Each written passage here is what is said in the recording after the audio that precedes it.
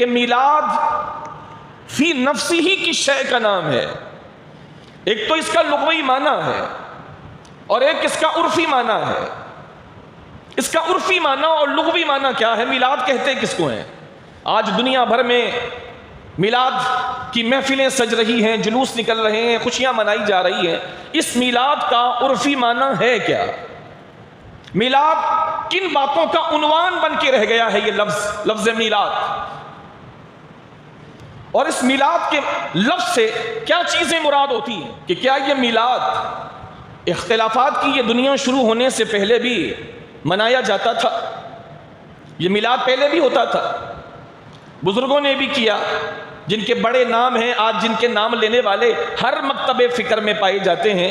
क्या अहले हदीस और क्या देवबंद और क्या वहाबी कहलाने वाले और क्या गैर मुक़ल्लिदीन जिनको अहले हदीस कहा जाता है वो कहलाने वाले, क्या तौहीदी कहलाने वाले, ये सारे ही जिन बुज़ुर्गों को मानते हैं जिनके ऊपर इनका इत्तिफाक और इजमा है, यानी जिनको कहा जा सकता है ये मुसल्लमा बुज़ुर्गान दीन है।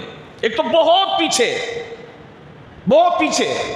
एक तो वहाँ की बात है कि उन बुज़ुर्गों ने मिलाद के सिलसिले में क्या किया।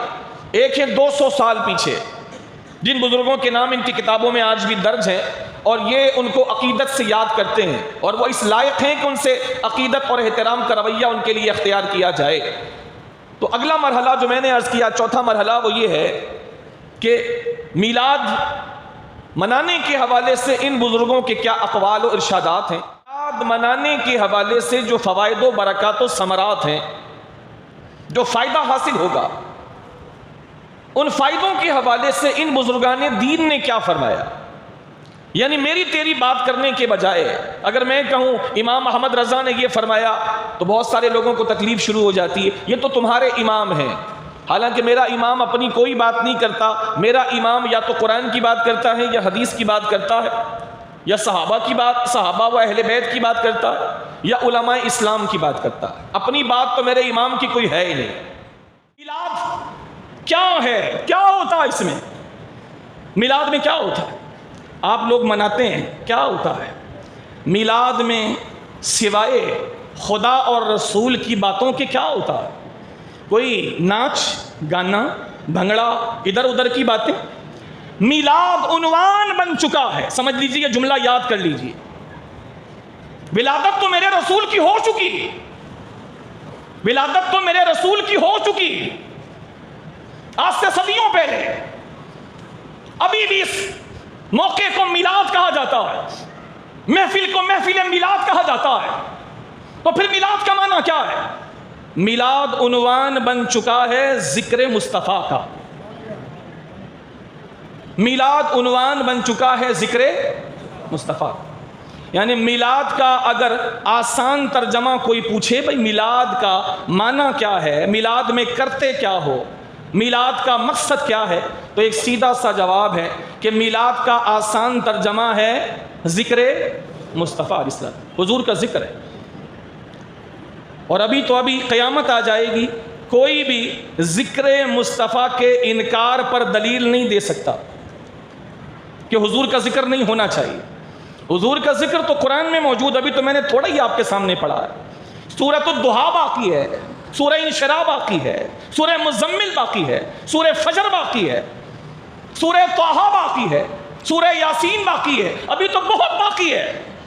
कुरान मजीद फुरकान हमीद जब सूफिया से पूछा गया कि हुजूर का जिक्र कुरान में कितना है, फरमाया मेरी नज़र से देखो तो सच कहूँ, मेरी नज़र से देखो तो अलहम्द के अलिफ से लेके बन्नास के सीन तक मुझे हर जगह जिक्र रसूल का जलवा नजर आता। कैफियतें जुदा हैं, कैफियतें जुदा हैं। मसलन कहीं तो बिल्कुल खोल कर, कहीं बिल्कुल खोल कर, बिल्कुल वाज़ेह है, वाज़ेह है कि जिक्र रसूल हो रहा है, सबको समझ आ रहा है।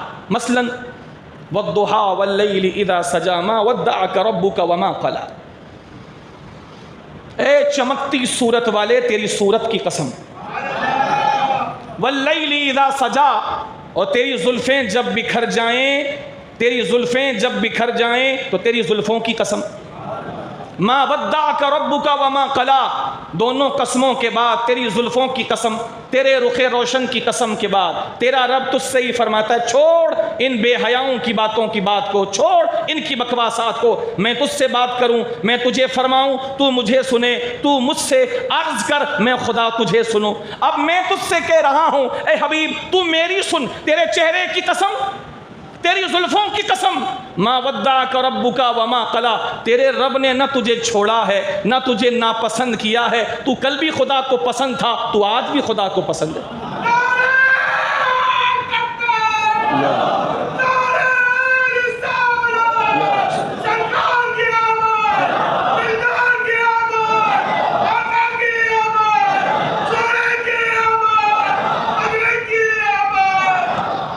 कहीं यूं साफ सरीह लफ्जों में तोहा मा अंज़लना अलैकल कुरान लितश्क़ा, ए 14वीं के चांद, तू रात भर खड़े रहकर जो मेरी इबादत कर रहा है।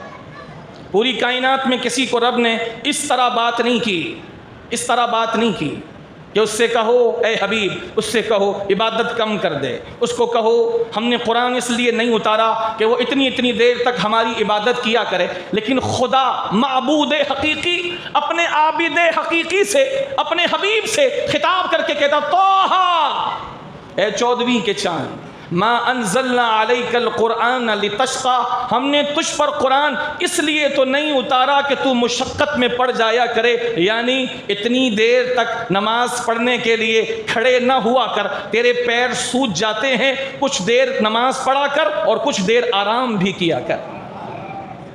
और कहीं दूसरे अंदाज से अपने नबी की शान बयान फरमाई, जैसे यही सूरतुल लहब, कहीं जिक्र नहीं है नबी का, पूरी सूरत शुरू से आखिर तक कहीं नाम नहीं, कहीं इशारा नहीं, कहीं ज़मीर नहीं, किसी तरह भी अपने नबी का जिक्र नहीं, लेकिन पूरी सूरत सूरतुल लहब मेरे नबी की शान बयान कर रही है। इसलिए कि दुश्मन, महबूब के दुश्मन की धुलाई करना और महबूब के दुश्मन को जलील करना, इसका मतलब है महबूब को इज्जत देना। बात समझ आ रही है आपको?